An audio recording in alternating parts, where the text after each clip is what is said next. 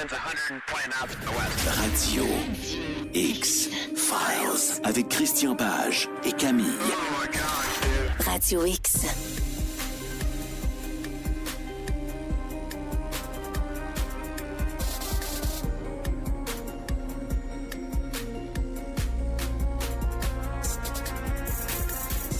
Je vous souhaite la bienvenue sur les ondes de choix 98.1 Radio X. Retour à la programmation principale en ce vendredi 31 janvier. Nouveau rendez-vous radiophonique du Radio X-Files.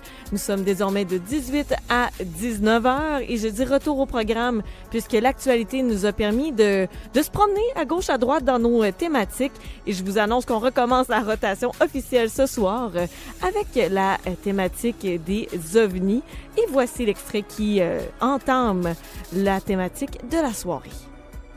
Pascagoula 73 is the case we should be concentrating on. It's almost perfect. 2 witnesses, interviews at the sheriff, interviews at the Air Force Base, lots of other sightings, things seen in the river, other witnesses who were on the opposite side of the river that night. I even asked that to him before he died. I said, do you remember me saying there's somebody out there I could see him? And he said, yes, I do. And on we go. It even made its way into popular culture. So he ran the third test and he believed just what Mr. Dixon had told him. So you would believe them then? Oh, yes. There's no doubt whatsoever that they were telling the truth. The sheriff who was involved, Sheriff Fred Diamond, 2 nights later had his own UFOs. I believe the beings that has contacted me since then was the beings that were controlling these robots. If his fantasies are fact, it is the greatest threat to the well-being of the people of this nation. I think they'd had a drink. That's just what I think about it. Sans lui, cette émission n'est pas possible et j'espère qu'il a passé une belle semaine. Christian Page, mes hommages. Merci, pareillement pour toi. Non, j'ai passé une très, très bonne semaine. Bon, évidemment, toute l'actualité tournait autour de ces tarifs douaniers, là, donc oui. Ça a mobilisé toute l'actualité. Mais bon, effectivement, comme tu l'as mentionné en début d'émission, on revient à notre programmation, notre rotation de nos émissions. Donc ce soir, on revient sur la thématique des ovnis, même s'il y a 2 semaines, on avait fait une émission spéciale pour parler du projet Ciel Canada. Qui était nécessaire, en plus. Qui était nécessaire tu as parce été un qu'on contributeur de ce rapport-là. Donc, Voilà, et on voulait en discuter parce que ça faisait partie de l'actualité. Et maintenant que tout tourne autour des tarifs douaniers, on peut revenir avec des sujets, disons, qui nous intéressent davantage, à moins de faire une chronique financière, ce qui n'est pas ma spécialité. Moi non plus, je regarde mon compte en banque et non, je ne donnerai pas de conseils à personne là-dessus. J'ai de la misère. J'ai de la misère à lire la facture quand j'arrive au restaurant, donc je cherche tout le temps quelqu'un d'autre pour la payer. Bon, c'est bon! Je la garde, celle-là, je l'aime vraiment. On reste un peu dans l'actuel quand même, parce que l'extrait que tu viens de nous faire entendre est une nouvelle série documentaire qui est parue en début d'année. Oui, en fait, elle n'est même pas encore diffusée. Hein? On nous l'annonce à grande publicité. C'est une série qui va en 4 épisodes, une série documentaire en 4 épisodes, qui sera diffusée sur la chaîne Prime Video, la chaîne d'Amazon, finalement. Et la série sera disponible, semble-t-il, en tout cas aux dernières nouvelles, on l'annonçait pour le 20 février prochain. Ah, OK. Donc, cette série s'appelle Pascagoula 73. Donc, on a entendu la bande-annonce. Je l'ai un peu réduite parce que la bande-annonce est très longue. Elle dure 2 minutes 30 Oui, puis à la radio, des à maner en tête de 30 secondes, c'est correct. Quand on ne voit pas les images aussi, bon. Et donc, grosso modo, l'histoire tourne, c'est un documentaire en 4 épisodes, comme je l'ai mentionné, qui tourne autour d'un événement qui s'est produit le 11 octobre 1973 à Pascagoula. Pascagoula, ça se trouve au Mississippi, tout près de la frontière de la Floride d'ailleurs. C'est la partie du Mississippi qui est entre la Louisiane et la Floride. OK. Et le 11 octobre 1973, bon, je raconte rapidement les faits. Il est à peu près 22h50. On a deux individus, un qui s'appelle Charles Hickson, qui a 42 ans. Il est avec un ami, Calvin Parker, oui, qui a 19 ans. Les deux se connaissent parce que, bon, c'est une relation un peu presque père-fils. Ils se connaissent, ils ont habité, les Parker et les Hickson ont habité tout près l'un de l'autre. Et finalement, Charles Hickson a grandi avec la famille Parker et a vu grandir le petit Calvin Parker. Et éventuellement, il lui a même permis de trouver du travail dans un chantier naval, le chantier naval de Shoepater, où lui-même, Charles Hickson, travaille. Donc, on voit cette relation entre ces deux hommes, là, vraiment une relation père-fils. Et ce soir du 11 octobre 1973, les deux hommes décident d'aller pêcher. Donc, ils essaient, et comme ils connaissent bien l'endroit, on a le chantier naval qui est là. Il est surplombé par l'autoroute 90, c'est la rivière Mississippi qui coule la rivière Pascagoula qui coule à cet endroit-là. Donc, ils sont là, ils essaient quelques endroits, et puis à un moment donné, ils trouvent un débarcadère juste pratiquement en dessous de l'autoroute 90, et puis ils lancent leur ligne. Et puis à ce moment-là, il va se produire un événement, ils voient arriver venant de la terre, hein? Donc ça vient pas du ciel, ça vient pas de la rivière. Il voit comme se dirigeant, comme si c'était parti derrière le chantier naval. Il voit deux lumières qui clignotent, bleues, qui s'approchent. Et là, évidemment, je raconte l'histoire telle que eux l'ont racontée. Okay. Après ça, prendre position par rapport à ce qui est raconté, c'est autre chose. C'est un témoignage. Voilà, donc Charles Hickson, qui est le principal témoin de l'événement, dit, ben voilà, je vois ces lumières qui s'approchent. Et au début, il pense à une voiture de police qui s'approcherait pour savoir ce qu'ils font là, près des chantiers navals, du chantier naval. Est-ce que ce sont des employés? Y a-t-il quelque chose? Donc, il voit ces lumières s'approcher. Et là, plus les lumières s'approchent, elles se déplacent un peu du côté de la rivière. Et là, il constate que ce n'est pas une voiture, comme il l'aurait cru, mais un objet qui est plus ou moins de forme ovoïde, mais qui a une partie qui semble plus pointue. On pourrait comparer ça un peu à une goutte d'eau, hein? Donc une partie plus pointue, d'un autre qui est il y a un renflement plus bombé. Et il y a deux lumières bleues sur cet objet qui semble clignoter. Et donc ils regardent ça, ils sont étonnés. Les deux hommes n'ont jamais rien vu de semblable, on les comprend. Et soudain, une espèce de porte à glissière va s'ouvrir sur le côté de l'objet et trois créatures vont en sortir. Toujours, là, je me réfère toujours au témoignage de Charles Hickson. Trois créatures vont en sortir, qu'il va décrire. Ce sont des créatures très atypiques. Hein? C'est pas le genre de truc.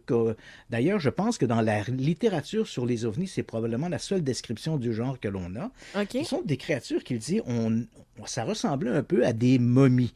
Hein, donc, on avait l'impression qu'elles avaient une peau grisâtre qui était ou plissée ou entourée de bandelettes. Là, c'est un peu l'impression que ça donne, mais plus comme plissée comme une peau d'éléphant.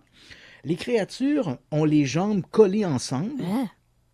Il semble distinguer des renflements qui semblent indiquer que les créatures auraient deux jambes, mais vraiment les jambes sont collées l'une sur l'autre et elles ont des bras qui sont terminés non pas par des mains, mais par des pinces semblables à celles des crabes. Okay. La tête est une espèce de bulbe où il y a trois pics, un pic pour chaque oreille et un pic comme pour le nez, hein, des pics qui ressemblent à des glaçons. Donc imaginons une tête. Il ne voit pas d'yeux, il ne voit pas de bouche. C'est quand même dur à figurer, Christian. Il dira peut-être, il dit peut-être une fente à la place de la bouche, mais tellement perdu dans les replis de la peau qui ressemble un peu à une peau d'éléphant. Okay. Il ne voit pas vraiment une bouche, mais il dit ils ont un nez qui est comme un pic de glace et de chaque côté deux oreilles qui ressemblent à des pics de glace également. Donc ces créatures sortent de ce vaisseau. Elles arrivent en flottant et elles s'approchent du débarcadère où se trouvent Charles Hickson et Calvin Parker. Et à ce moment-là, Parker perd conscience. Il est tellement terrifié par ce qui se produit qu'il perd conscience. Charles Hickson, lui, va demeurer conscient tout le long de l'expérience. Les créatures arrivent, elles vont le saisir, lui, de chaque côté par le bras. La troisième va se charger de monter Calvin Parker, de prendre Calvin Parker, et en flottant littéralement dans l'air, elles vont les introduire dans le vaisseau. Ils sont immédiatement séparés, Et Charles Dixon, évidemment, ne peut parler à ce moment-là que de son expérience à lui. Il dit qu'il se retrouve dans une pièce. Il a l'impression d'être étendu sur une table, quoiqu'il ne la voit pas vraiment. Il est placé pas tout à fait de manière horizontale, mais un peu à un angle de 45 degrés. Et là, il y a ces espèces de créatures qu'il a tendance à croire un peu comme si c'était des robots. Hein. Leur comportement semble un peu à la fois statique ou mécanique. Oui, c'est ça. Leurs mouvements sont un peu mécaniques. Et à un moment donné, alors qu'il est dans l'engin, il dit qu'il voit sortir du mur une espèce de boule qui ressemble à un œil, qui va le scruter, tourner autour de lui. Et puis après cet examen visuel, appelons ça comme ça, les créatures reviennent, ces fameuses créatures à pince de crabe, vont le prendre et le ramener sur le débarcadère, où déjà Calvin Parker a été ramené aussi. Et au moment où les créatures remontent dans l'engin, Calvin Parker semble reprendre conscience. Et là, bon, ils vont observer l'objet qui s'éloigne. Donc ça, c'est le récit qu'ils vont faire. Bon, je ne sais pas trop comment je dois l'aborder. Est-ce que je dois l'aborder du côté du croyant ou le côté du sceptique? Bon, ben, disons qu'il y a beaucoup de choses dans ce récit-là. Mettons le récit de côté. Oui. Regardons simplement ce qu'ils vont faire. Bon, là, il y a quand même des choses qui sont un peu étranges. Hein? Bon, ils s'en vont, ils décident d'aller, bon, ils diront plus tard, on ne veut pas de publicité, mais leur première réaction, c'est d'aller au journal local. Bon, ça c'est... On ne veut pas de publicité, mais on va quand même au journal local. On veut que l'histoire se relaie. Et quand on pose la question à Charles Dixon, pourquoi aller au journal local, il répond, ben parce que... parce qu'évidemment, il ne pourra pas parler aux journalistes, le journal local est fermé. Donc, il se bute sur une porte, il est à peu près 11h, 11h15, la porte du local est fermée. Mais dans le hall du journal local, il y a une grande horloge qui est visible depuis la rue. Hein. Si on regarde par les fenêtres, on voit cette grande horloge au-dessus du comptoir de la réception.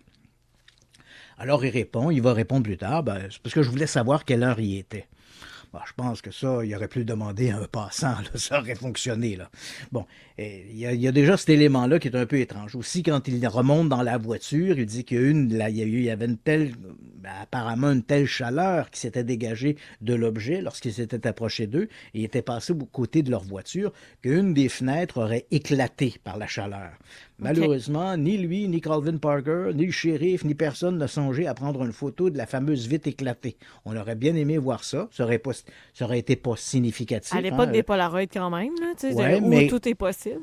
Oui, mais c'est sûr aussi que ça n'aurait pas été significatif. Une vitre éclatée, tu as pu l'éclater avec un coup de marteau. Tu sais, je veux dire, bon, moi, je me promène en ville, puis toi aussi, tu dois certainement voir de temps en temps des voitures avec une espèce de toile sur une fenêtre. Hein? Oui, ça arrive. Ça arrive qu'une vitre soit brisée. On ne veut pas nécessairement dire que c'est un vaisseau extraterrestre qui l'a brisé, mais bon, on aurait quand même aimé voir une photographie de la voiture soumise à la chaleur ou la fenêtre brisée. Bref, nos deux bonhommes se heurtent à la porte du journal local qui est fermé.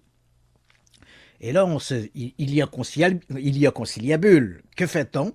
Ben, rien de mieux pour s'éclairer les esprits que d'aller au bar local. Donc, on va au bar local, on prend une bière ou deux. Il s'est passé combien de temps là, dans le laps de temps de ton histoire, Christian? Il y a à peu près une heure. Entre le moment où, finalement, ils se décident d'aller au bureau du shérif pour aller raconter leur histoire, il y a à peu près une heure qui s'est écoulée. Et là, ils vont raconter leur histoire au shérif.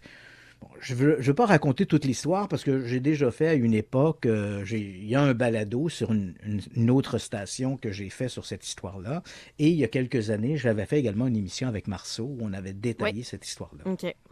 Mais tout ça pour dire que, contrairement à ce qui est dit dans ce documentaire, ou en tout cas dans la bande-annonce, comme je n'ai pas vu le documentaire, je ne peux pas me prononcer, mais quand on dit « c'est un cas presque parfait », ben, je ne sais pas où ils vont puiser leur truc, mais cette histoire-là, elle est excessivement mauvaise. Elle est mauvaise pour plein d'éléments. Et on n'a pas besoin d'être un grand clair, puis on n'a même pas besoin d'être un sceptique. Tu sais, tu dis « Bon, attends une minute, là. Ils se font enlever par une machine volante alors qu'ils se trouvent exactement sous l'autoroute 90. » Personne sur l'autoroute 90 a vu le vaisseau spatial. Et c'est un peu comme si tu dis, ben moi, je me suis fait enlever là, juste au côté du pont Pierre-Laporte. À 11h le soir. Puis personne n'a rien vu. Là. On a quand même des problèmes. Et évidemment, c'est sûr que les gens diront, c'est pas vrai, il y a des témoins qui sont sortis. Oui, mais les témoins sont sortis après que l'histoire a été publiée dans les journaux. Et ça, et à ce niveau-là, on sait comment fonctionnent les médias. Si moi, demain matin, je dis, même si c'est pas vrai, je dis j'ai vu un ovni alors que je circulais sur le pont Pierre-Laporte, tu peux être certain que dans les jours qui vont venir, des gens vont prétendre l'avoir vu également. Pour se donner de l'importance. Voilà, on veut faire partie de l'actualité. Ce qui est intéressant dans cette histoire-là, c'est qu'avant que l'histoire de Hickson et Parker soit connue, soit publiée dans les journaux, personne n'a appelé une radio locale avant que l'histoire soit connue. Personne n'a appelé les journaux pour dire « Hey, je roulais sur l'autoroute 90 hier soir, puis j'ai vu une espèce de machine avec des lumières, c'est extraordinaire. » Personne ne fait ça. Tous les récits, tous les témoignages, puis ils sont pas très nombreux, là. Il y a peut-être 4 ou 5 personnes qui, après coup, ont appelé la radio ou les journaux pour dire « Ah, j'ai peut-être vu quelque chose alors que je circulais sur l'autoroute 90. » Mais tous ces gens-là ne se sont manifestés qu'après que l'histoire a été publiée dans les journaux. Personne de leur propre chef, je remets pas en question leur témoignage. Mais tu sais, il est possible qu'après que l'histoire soit sortie dans le journal, quelqu'un dise « Hey, il me semble que j'ai roulé sur l'autoroute 90 il y a 3-4 jours, puis il me semble que j'ai vu une lumière. » Tu sais, cette lumière-là était-elle la même observée par Hickson et Parker? Est-ce que c'était pas la planète Vénus, un avion? Tu sais, il peut y avoir 1000 raisons. Là. Tu sais, les gens peuvent inventer des histoires pour faire partie de l'histoire, ou des gens, en lisant cette histoire-là, vont peut-être se rappeler des événements qui ne sont pas tout à fait soit à la bonne date, à la même heure, soit pas nécessairement mélanger les souvenirs ensemble. Mélanger les souvenirs, et soudainement, ça fait partie de l'actualité. Un témoignage qui semble faire patate assez rapidement. C'est assez curieux qu'en 2025, on la relance. Oui, et après ça, on dit, bon, ils ont été interrogés par l'armée. Ben ça, tu peux être interrogé par l'armée, mais si ce qu'ils ne nous disent pas, c'est que l'armée n'ont trouvé aucun intérêt dans cette histoire-là. Donc, les types, quand ils ont parlé... D'ailleurs, il y a des trucs qui sont intéressants. Et tu vas comprendre, il faut insister sur ces éléments-là parce que, à mon avis, c'est là le talon d'Achille. Quand ils rencontrent le shérif leur pose la question. À ce moment-là, on s'entend bien, là. Il n'y a pas de journaux, il n'y a rien, personne ne connaît leur histoire.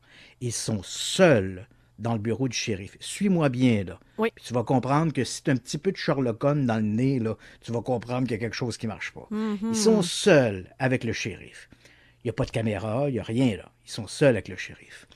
Le shérif leur pose la question, qu'est-ce qui s'est passé? Hickson raconte son histoire, la machine qui arrive, les bonhommes, etc. Il est amené à bord de l'OVNI. Quand il pose la même question à Calvin Parker, Parker répond « Je ne peux rien vous raconter parce que j'étais inconscient. » Donc il se rappelle, il dit « Je me rappelle les lumières qui arrivent, mais tout le reste, les bonhommes à pattes de crabe et tout ça, moi j'ai rien vu de ça parce que j'étais sans connaissance. OK, parfait. 1 sur 2. Et là, on les place dans une pièce. À leur insu, ils ne le savent pas. Il y a également un magnétophone qui fonctionne. Et ils échangent entre eux. Et on entend Charles Hickson qui parle. Et il parle à Calvin Parker. C'est un enregistrement de très mauvaise qualité, mais on arrive à entendre un peu ce qu'ils disent. Et Charles Hickson n'arrête pas de répéter « Ah, c'est incroyable, c'est fantastique ». On a vraiment l'impression que le discours qu'il tient, c'est celui d'un homme qui a été témoin de quelque chose d'étrange. Mais Calvin Parker ne cesse de répondre dans la pièce « Ah, c'est incroyable, comment j'ai fait pour perdre connaissance, puis j'ai pas vu ça, puis j'aurais tellement aimé ça, mais je sais pas pourquoi. » Donc, il reconnaît qu'il n'a rien vu, là. Il ne peut pas prétendre après, et c'est malheureusement ça qu'il va faire, il va prétendre après « Ouais, mais quand j'ai dit ça, c'est parce que je voulais pas de publicité. » Non. À ce moment-là, là, tu ne sais pas que tu es enregistré. Tu es tout seul avec le bureau du shérif. Il y a rien, mais strictement rien qui peut justifier ton silence. Rien du tout. Et il répète à la fois devant le shérif et il répète à la fois dans cette pièce alors qu'il est avec Charles Hickson seul et qu'ils sont enregistrés à leur insu, qu'il n'a rien vu. Il n'a strictement rien vu. Okay. Et là, éventuellement, oui, ils vont être interrogés parce que le shérif va appeler la base militaire de Pensacola et ils vont aller là, de Pascagoula, pardon. Ils vont se rendre sur place. À la base militaire, on va leur faire un examen. Finalement, on ne voit rien de particulier. Puis bon, on n'a pas de rapport d'observation d'OVNI qui a été signalé dans le secteur à ce moment-là aux autorités militaires. Il n'y avait pas de manœuvre non plus. Donc, oui, ils sont interrogés par l'armée, mais on ne voit pas beaucoup d'intérêt. Et puis ensuite de ça, leur témoignage est rapporté évidemment à la presse. Le shérif Fred Diamond ne se cache pas le lendemain, hein, lorsque les journaux arrivent, il pose la question au shérif Diamond. Oui, y a-t-il quelque chose d'intéressant qui s'est passé la nuit dernière? Fait que le shérif dit, oui, il y a un chat qui s'est fait écraser au coin de la rue. On a eu un petit vol par effraction dans le quartier S. Ah oui, puis en passant, il y a 2 gars sur un débarcadère qui disent qu'ils ont été enlevés par des extraterrestres. Non. Donc tu comprends que ça fait la une des journaux. Et donc ils en parlent. Il y a plusieurs éléments, je ne veux pas rentrer dans tous les détails, il y a plusieurs éléments là-dedans qui ne tiennent pas la route. Mais ce qui est le plus important de retenir, c'est de se dire que quand une histoire se transforme avec les années, et cette histoire-là, elle est complètement transformée. L'histoire qu'on nous raconte aujourd'hui n'est pas celle de 1973. Okay. Avec les années, Charles Hickson, en 1983, il a écrit un livre avec un certain William Mendez qui s'appelle UFO Contact at Pascagoula. 10 ans Dans plus ce tard. livre-là, 10 ans plus tard, il raconte cette histoire de 73 sur le bord de la rivière. Et il raconte après ça qu'il a été visité par d'autres extraterrestres qui parlent par télépathie. Bon, tu vois un peu le genre. Bon, une fois que tu as fait le contact avec un, ça évite les autres. Ben oui. De son côté, Calvin Parker s'est complètement effacé, hein, parce que Calvin Parker, c'était le gars qui avait rien vu finalement. Okay. Fait qu'il a assisté à au tout début, quand cette histoire-là a été très médiatisée. Calvin Parker a assisté à quelques activités à caractère ovni, là, des congrès sur les ovnis. Wow, le voici, Calvin Parker. Mais il arrivait au micro pour dire, ouais, je suis Calvin Parker et j'ai rien vu. Bon, fait que finalement, il est passé un peu dans l'ombre. Et c'est surtout Charles Hickson qu'on a vu à la télé, dans toutes sortes d'entrevues. Et on voyait clairement que le monsieur, quelles que soient ses raisons, là, je veux dire, il peut avoir mille raisons, mais quelles que soient ses raisons, on voyait clairement qu'il essayait de capitaliser sur cette histoire-là. Et puis, tout à coup, alors qu'on avait... Et là, ce Charles Hickson, il décède éventuellement. Il va décéder en 2011, à l'âge de 80 ans. Et tout d'un coup, après la mort de Charles Hickson, que se passe-t-il? Calvin Parker réapparaît. Ah. Lui qu'on n'avait pas entendu depuis pratiquement 40 ans, il ressort de l'ombre. Je me rappelle de tout. Ah oui! Ah! Même que tu te souvenais pas. Wow. Il se rappelle de tout, ma petite fille. Je te le dis, il a caché cette histoire-là. Il voulait pas en parler. Et là, il te raconte. Et là, il a été soumis à l'hypnose par nul autre que Bud Hopkins, dont son épouse, d'ailleurs, Carol Riney, a raconté que à son décès, elle avait mis la main sur des cassettes de Bud Hopkins qui plaçaient des gens qui disaient avoir été enlevés par des extraterrestres. Elle est tombée sur des cassettes dans lesquelles elle voyait clairement que son mari mettait des gens sous hypnose et introduisait dans le discours hypnotique l'enlèvement extraterrestre. La personne sous hypnose disait, je sais pas. Puis là, Bud Hopkins disait, oui, t'as été enlevé, tu comprends-tu? Et là, évidemment, les gens, on le sait maintenant que l'hypnose, ça crée des faux souvenirs. Qui plus est, si l'hypnotiseur ou l'hypnothérapeute introduit des données de cette manière-là, tu vas les assimiler. Et ça, c'est le danger, justement, d'avoir recours à l'hypnose. D'ailleurs, c'est amusant de mentionner que dans l'univers dans toutes les sphères d'activité professionnelle, la psychologie, la psychiatrie, la médecine, dans toutes ces sphères d'activité-là, ont mis de côté l'hypnose. On le sait que l'hypnose et la mémoire, ça ne fonctionne pas. Donc, c'est inutile. Et on le sait, quand il y a eu ce qu'on a appelé la vague de la satanique panique aux États-Unis dans les années 80, ouais. Des gens, on mettait sous hypnose, puis ils racontaient qu'il y avait il avait joué à touche-pipi avec mon oncle Marcel à l'époque où il était membre d'une secte satanique quand il avait 4 ou 5 ans. Et tout ça, ça a été débouté devant les tribunaux. Là. Des experts sont venus puis ont dit non. La mémoire occultée, ça n'existe pas. C'est-à-dire que tu ne peux pas, il n'y a pas une place dans ton cerveau là, où tu caches de l'information, là, puis que tu t'en rends pas compte, puis qu'éventuellement, en te plaçant sous hypnose, tu vas aller chercher cette information-là et que tu vas la régurgiter de manière objective et factuelle. Ça n'existe pas, ça. On le sait maintenant. Les deux seules sphères d'activité où on continue de croire ça, malgré les années écoulées, c'est dans l'univers des ovnis et des vies antérieures. Ouais, Ça, les c'est médiums, là. Les médiums, eux autres continuent de croire ça. Même si dans toutes les autres sphères d'activité, ça a été dénoncé comme étant de la fraude, que ça ne fonctionne pas, mais on comprend que pour les amateurs d'ovnis, mettre quelqu'un sous hypnose puis te raconte qu'il était enlevé mais qu'il ne s'en rappelle pas de manière consciente, ça fonctionne bien. Ça crée une espèce de mythe. Mais c'est de la foutaise. Et c'est un peu ce qui se passe ici. Donc, on a un Calvin Parker qui, après la mort de Charles Dixon... Qui a l'air d'un gars qui a repris le narratif. Christian, on s'entend, là. Il a essayé de faire Et là, il raconte que quand il était dans le vaisseau, il a vu une autre créature, un grand blond. Là, c'est un tout autre discours qu'il raconte. C'est plus du tout l'histoire qui a été racontée à l'époque. Et ça, à ce moment-là, ça sent malheureusement l'arnaque à plein nez. Et là, évidemment, à force de parler de ça, là, il y a un nouveau témoin qui, elle aussi, une femme qui a gardé le silence pendant 50 ans, qui dit qu'elle était de l'autre côté de la rivière, elle a vu l'OVNI, elle a vu une des créatures sortir de l'eau, pas sortir de l'OVNI, sortir de l'eau. Son mari était enlevé. Il a fait une confession sur son lit de mort. Donc, le mari est mort, il ne peut pas en parler. Donc, il y a elle qui en raconte. C'est une histoire épouvantable. Tu te dis, mais mon Dieu, c'est ridicule. Fait, quand j'écoute la bande-annonce, je n'ai pas vu la série. Mais quand j'écoute la bande-annonce, puis bon, la bande-annonce, celui qu'on voit qui tire les ficelles un peu de cette émission-là, c'est Philip Mantle.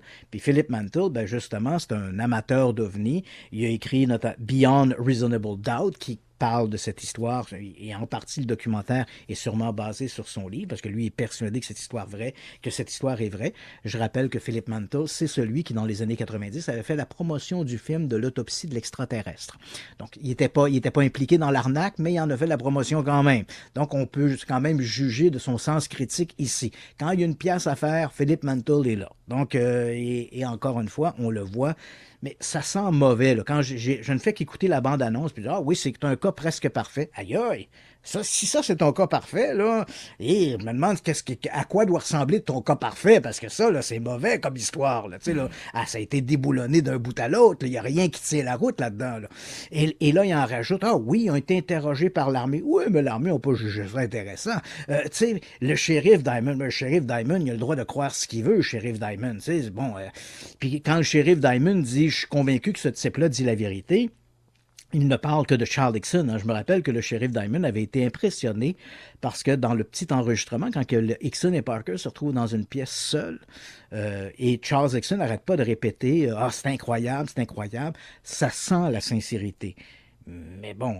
ça se fake aussi, hein? Oui, c'est ça. Voilà, je vais me permettre d'être sceptique, Christian. Oui, tu as tout à fait raison. Puis, des bons comédiens, le meilleur moment dans la bande-annonce, c'est ces deux femmes qui, à un moment donné, à la toute fin, on les entend. Je dis, je pense qu'il y avait pas mal tiré un petit coup ce soir-là. T'sais. Je pense que c'est exactement ça qui s'est passé.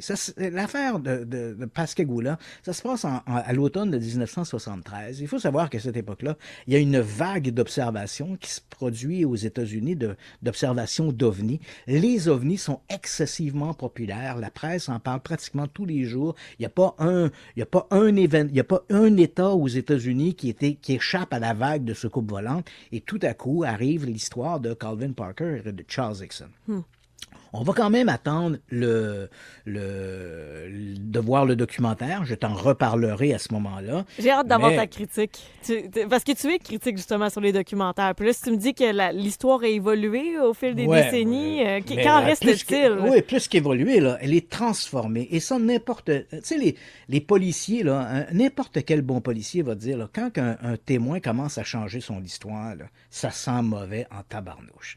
Et ça, là, c'est la règle d'or. Hein? D'ailleurs, combien de fois, quand j'ai fait mes séries, là, Tueurs de l'occulte et tout le reste, combien de fois j'ai entendu des policiers me répéter « Si tu mens, tiens-toi-en tes mensonges. Ouais. Change pas ton histoire. Change pas la version.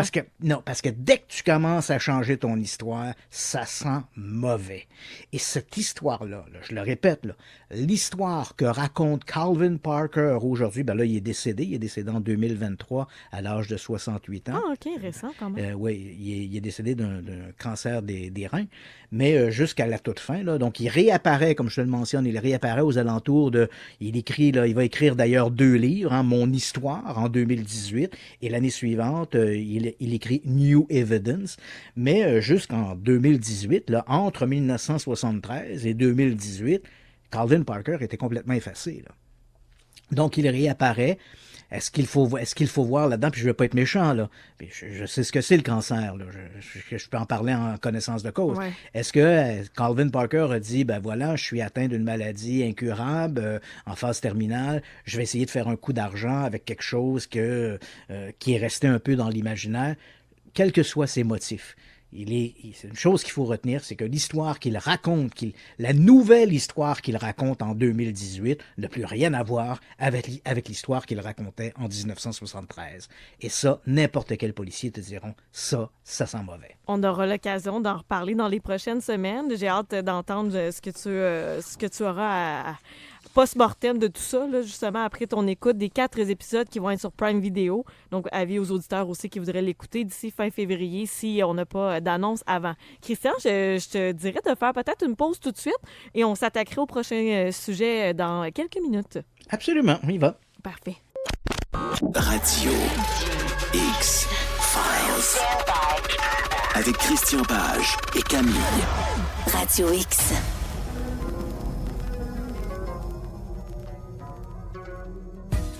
De retour à l'émission ce soir, édition du 31 janvier. Christian, on est dans la thématique des ovnis et tu veux nous parler des, et attention mon anglais, Unidentified Anomalous Phenomena. Les UAP. Les UAP, ouais, pour faire plus court. Hein? Et ce que je veux te parler, c'est, on se rappellera qu'en décembre dernier, il y avait eu une espèce de frénésie dans la presse, principalement la presse américaine de la côte Est, pour parler de ces phénomènes aériens non identifiés ou ces drones inconnus qui étaient observés de façon très massive au-dessus du New Jersey. Et c'est amusant parce que ça me fait toujours un peu sourire parce que évidemment, j'ai commenté cette histoire-là dans la presse, on le comprend. Sur plusieurs réseaux, on m'a appelé, on me dit « Qu'est-ce que vous en pensez? » Beaucoup d'auditeurs te posaient la question aussi, hein? Oui, et j'ai répondu que tout ça me paraissait comme étant une hystérie collective. C'est-à-dire que des gens, probablement qu'il y avait 2 ou 3 observations qui étaient authentiques, de drones, par exemple, et des gens avaient vu ça, on en a parlé dans la presse, et à partir du moment où il y a un écho dans la presse, plein de gens sortent sur leur balcon, lèvent les yeux au ciel, et même ça fait 10 ans qu'il est là, il n'a pas remarqué que la planète Vénus apparaît à chaque période de l'année, invisible là, où les avions qui regagnent l'aéroport de Newark passent par là, il n'avait pas remarqué ça, mais là, soudainement, il prend conscience de ça, et là, les gens se sont mis à appeler, là, il y avait cette espèce de frénésie. Et là, moi, j'avais dit, c'est clairement un phénomène d'hystérie collective, puis ça se produit régulièrement. Hein. On pourrait regarder là, dans la littérature, dans les journaux, des moments où, comme ça, il y a eu une espèce de frénésie autour d'un sujet. Ça a duré quelques semaines, puis là, tout d'un coup, ça a disparu. Que ce soit parce que des gens disaient avoir vu un clown dans un parc, puis là, c'était la peur du clown qui devait attaquer, puis ça dure 2 semaines, puis on ne parle plus du clown, on passe à autre chose. C'est un peu la même chose, l'histoire des drones. C'est amusant parce que quand j'avais parlé d'hystérie collective, je te le dis, là, Camille, il y a vraiment des gens qui m'ont écrit, qui m'ont tenu vraiment un discours ordurier en me traitant de tous les noms. Vous ne le savez pas, vous dites n'importe quoi, faites vos recherches.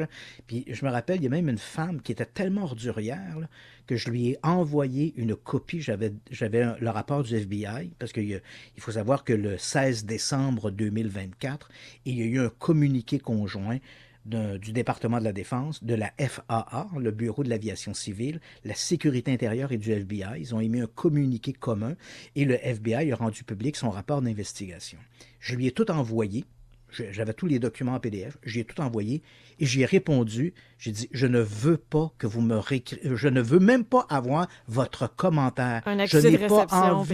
Même pas. Je n'ai envie de aucun contact avec vous. Aucun. Zéro. Puis je l'ai barré. Correct. Et, bon, Mais tout ça pour te dire que c'est hier, Caroline Leavitt, qui est la nouvelle porte-parole de la Maison-Blanche, dans un point de presse qu'elle a donné hier, justement, des journalistes qui étaient présents dans la salle de presse de la Maison-Blanche l'ont questionné à propos de cette histoire de drone inconnu. Et il faut quand même le dire aussi, à l'époque, en décembre dernier, il y avait même un représentant républicain qui avait parlé d'un vaisseau-mère venu du Moyen-Orient qui larguait des drones au-dessus des États-Unis. Et là, le département de la Défense avait dit ça, c'est de la foutaise, là. Mais quand même, tu vois, ça avait fait quand même son chemin. Bref, hier ou avant-hier, avant-hier, Caroline Leavitt a fait un point de presse et là, questionnée par un journaliste à propos de cette histoire de drone, elle a répondu ce que j'avais moi-même évoqué, que tout ça était de l'hystérie collective, que les phénomènes qui avaient été observés étaient clairement des drones. Il y avait des avions, bien sûr, il y avait des planètes qui avaient été aussi confondues. Et pour ce qui est des drones, c'était des drones qui avaient l'autorisation du Bureau de l'aviation civile. Il y avait là-dedans des drones qui étaient des drones commerciaux, il y avait des drones qui étaient des drones civils, mais tous ces appareils qui étaient en l'air à ce moment-là étaient tous des appareils qui avaient autorité d'être en l'air et il n'y avait aucune menace là-dedans. Tout ça n'a été qu'un phénomène d'hystérie collective. Ah tiens, ça me dit quelque chose, ce discours. Oui, et bon, la seule chose que j'ai trouvé un petit peu, bon, faut quand même, puis je veux pas faire de politique, mais j'ai trouvé un petit peu moche qu'elle évoque qu'en décembre dernier, elle dit, voilà, en décembre dernier, le président Trump avait dit que l'administration Biden était au courant de ça, puis qu'il voulait pas, il savait ce que c'était, puis il voulait pas le dire au public. Comme si, et là, maintenant, elle le disait, wow, je fais la révélation et merci à M. Trump. Mais c'est pas vrai, là. Ça, c'est faux. Comme je l'ai mentionné, le 16 décembre, il y a eu un communiqué conjoint entre les différents services impliqués qui avait rendu public cette information-là. Donc, je comprends qu'elle veut attribuer à son boss la grande révélation, mais bon, là, c'est quand même, c'est un peu tiré par les cheveux. Il y avait déjà en décembre dernier, les autorités avaient déjà annoncé ce que c'était et qu'on était clairement en présence d'un phénomène d'hystérie collective. Donc, je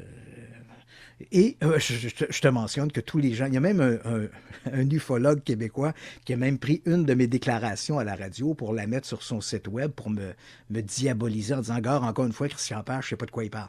Ben, tu seras surprise que depuis la révélation, depuis le communiqué de Mme Leavitt, il y a 2 jours, aucune de ces personnes-là m'a appelé pour s'excuser. Ah, c'est resté silencieux? Mais ils sont restés silencieux. Mais bon, bref, pour ceux qui se posaient la question à propos de ces fameuses observations, c'est un phénomène d'hystérie collective. Puis c'est normal, c'est pas quelque chose qui relève d'une population peu éduquée ou quoi que ce soit. Il ne faut pas chercher là-dedans. C'est un phénomène d'entraînement public. Ça se produit comme ça. Si demain matin, par exemple, quelqu'un se met à raconter dans un parc à Québec qu'il veut un individu louche avec, je ne sais pas moi, je ne veux pas rappeler des mauvais souvenirs, mais avec un sabre ou quelque chose comme ça, ben, tu peux être certain, même si c'est pas vrai, que dans les jours qui vont venir, des gens vont témoigner qu'ils ont vu quelqu'un de louche dans le parc avec un sabre, etc.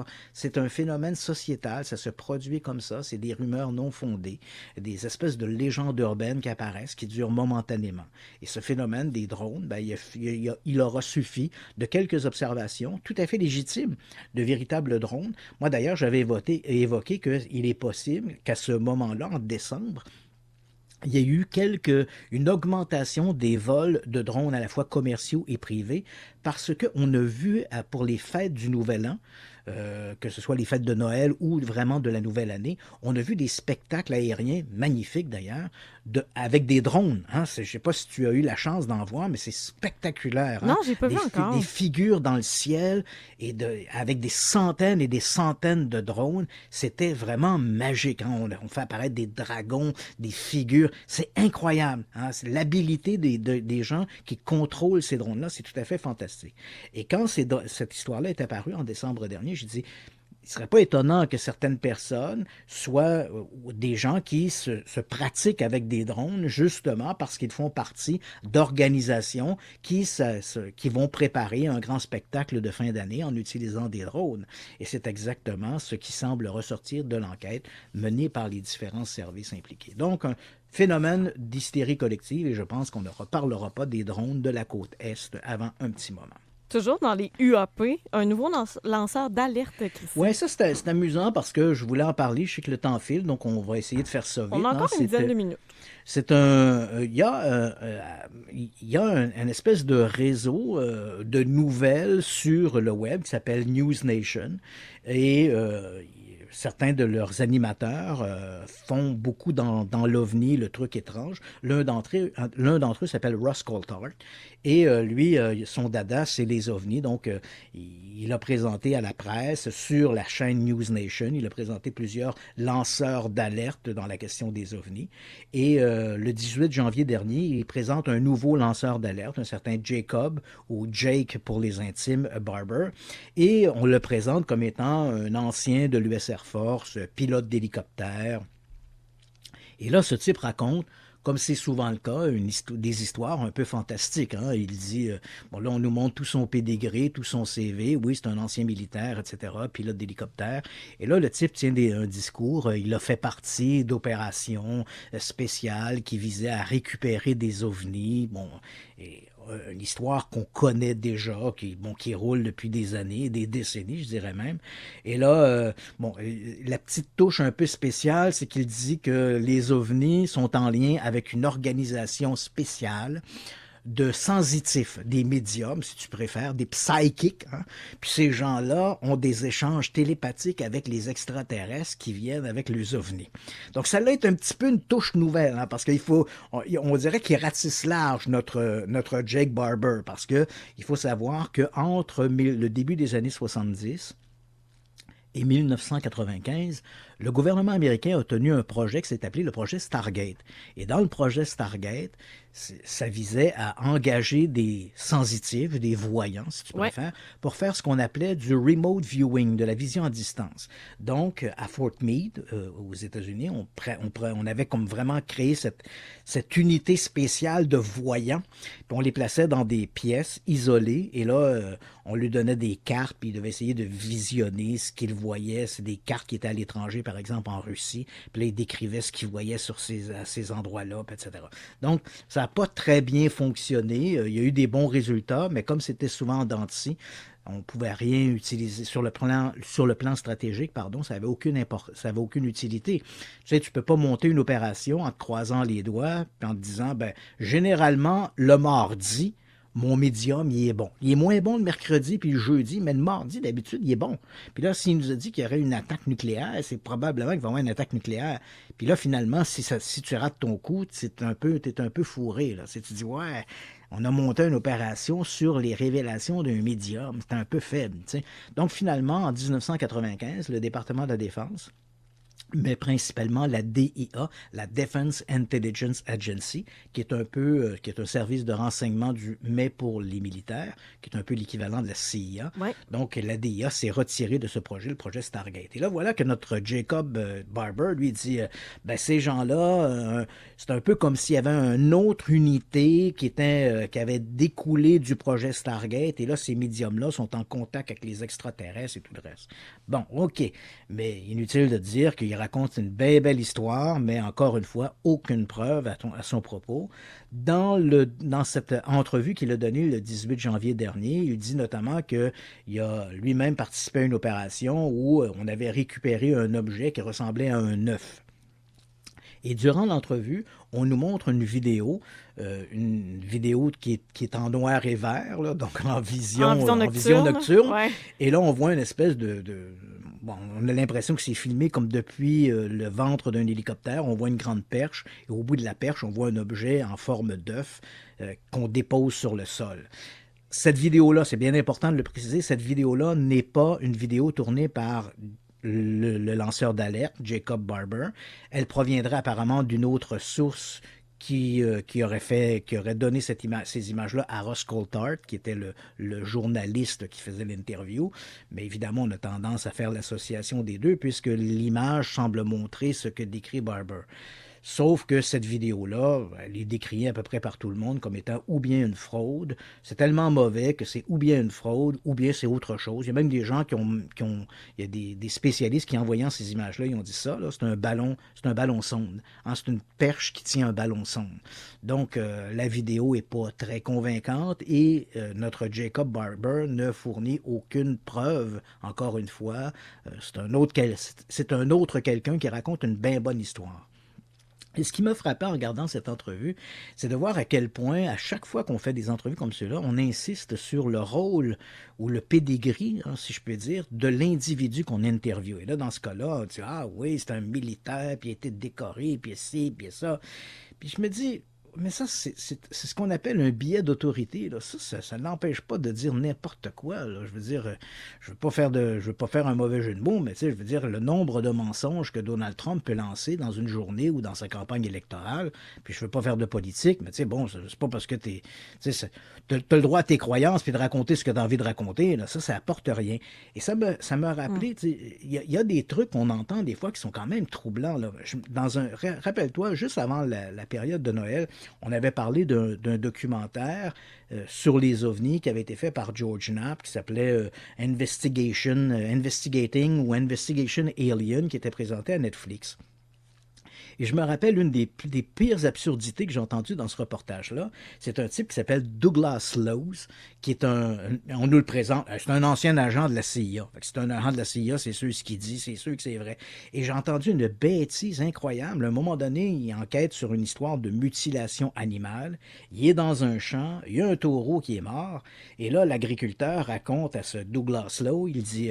Ben voilà, mon taureau est mort, puis là, quand je suis revenu, là, il y avait des marques de prédation sur le taureau, mais il n'y avait pas de sang, t'sais. Et ce Douglas Lowe, ancien agent de la CIA, donc c'est sûr, ce qu'il dit, c'est vrai, il dit, ouais, il dit un taureau, il dit ça doit avoir 50 litres de sang, puis il dit, il n'y avait pas de sang en terre. Puis l'agriculteur dit, non, il n'y avait pas de sang en terre. Et là, Lowe regarde la caméra, il dit, hey, ça, c'est vraiment très mystérieux.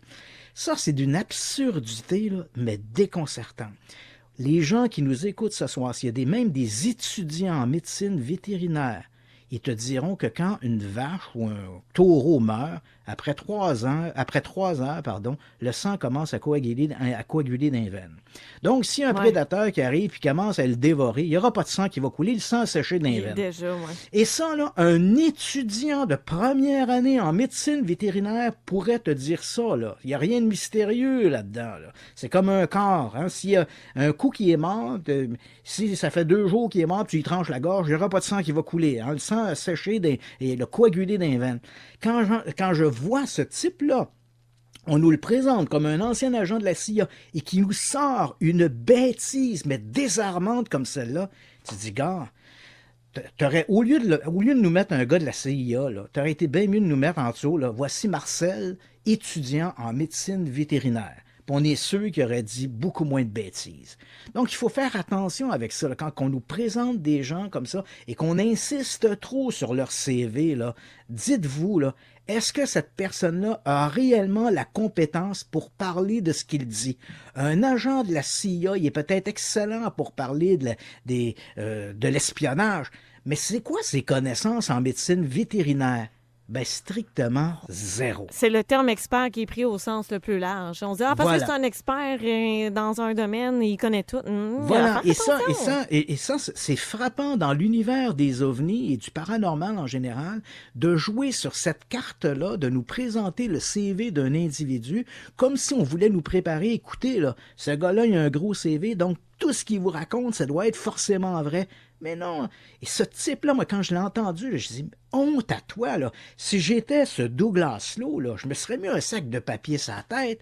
Voyons donc, n'importe quel étudiant en médecine vétérinaire va dire ça. Ben, quand l'animal est mort, après 2-3 heures, c'est sûr qu'il n'y aurait plus de sang qui va couler. Ça. Ouais, ce qui a été coulé a coulé. Ouais. C'est ça. S'il n'y avait pas une plaie extérieure, là, parce que si l'animal est mort, par exemple, puis mettons, imaginons un bovidé qui meurt d'une crise cardiaque ou d'une maladie, un virus quelconque, ben, il tombe dans le champ. Bon, ben, si les prédateurs vont pas l'attaquer immédiatement, là, les prédateurs arrivent 2 ou 3 heures après, 4 heures après, ben, le sang a déjà commencé à coaguler dans l'organisme. Donc, il n'y aura pas d'écoulement sanguin. Donc, on n'en trouvera pas sur le sol. Donc, c'est cette histoire-là de « il n'y a pas de sang sur place », quand j'entends ce discours-là tenu par les amateurs de trucs super mystérieux, ben là, tu te dis c'est du grand n'importe quoi, et surtout d'insister sur cet aspect de ce biais d'autorité, en nous disant « Ah, c'est sûr que ce gars-là, il y a un gros CV, donc forcément, ce qu'il raconte doit être vrai. » Ben, faut se méfier de ça. Et là, quand encore on une fois, contredit vos croyances, ben, ayez au moins l'humilité de dire « je me suis trompé ». Je pense que c'est ça aussi ben, qu'il faut retenir. oui, il y a quelqu'un qui a dit à un moment donné, il dit « Une personne intelligente, lorsqu'on le place devant des faits qui contredisent ses croyances, il accepte de changer ses croyances. » Il faut. Mais quelqu'un à qui tu présentes, qui a ses croyances et que tu lui présentes des faits qui contredisent ses croyances et qui continue de se maintenir dans ses croyances, ben ça, on appelle ça de l'endoctrinement. Et c'est malheureusement dans la communauté des amateurs d'ovnis un 50-50. Je vais être poli. T'as beaucoup d'endoctrinement là-dedans. Excuse-moi, mais c'est malheureusement le cas. Ouais. Christian, c'est tout le temps qu'on avait ce soir, mais je te remercie. C'est, écoute, à suivre, 3 petits points pour l'épisode de ce soir concernant Pascal Goulat 73. Je te remercie beaucoup. On se retrouve lundi prochain pour Suspect X de notre côté. On s'en va quasiment dans du folklore lundi prochain avec une histoire au féminin cette fois-ci. Ça promet. Absolument. Bon week-end aux auditeurs. Et maintenant, changement de formule à la station. C'est la sexploratrice qui suit dans les prochaines minutes et c'est même à Radio X. Christian, on se dit à la semaine prochaine. Oh, la sexploratrice. Je reste à l'écoute. Bonne soirée. Bonne soirée. Ciao. Bye.